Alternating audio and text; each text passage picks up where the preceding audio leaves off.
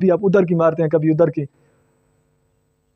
میرے محترم ناظرین، شیعہ کو کیوں مارا جا رہا ہے؟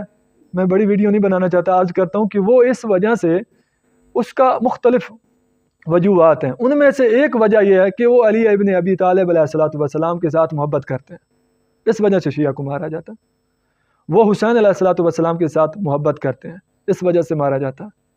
جیسا کہ خود امام حسین علیہ الصلوۃ والسلام کو کیوں شہید کیا گیا، اس میں امام علیہ الصلوۃ والسلام نے جب فرمایا کہ کیا میں نے دین پہ عمل نہیں کیا، کیا میں نے دین کو تبدیل کر دیا ہے، کیا میں نے حلال کو حرام کر دیا ہے، حرام کو حلال کر دیا، کیا میں نماز نہیں پڑھتا، مجھے کیوں مارتے ہو؟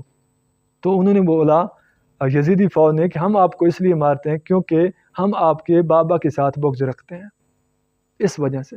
ان بغض علی میں خود امام حسین کو شہید کیا گیا اور ان کے صحابیوں کو شہید کیا گیا، ان کے شیعوں کو شہید کیا گیا، اور آج ہمارے ساتھ بھی یہی ہوتا ہے۔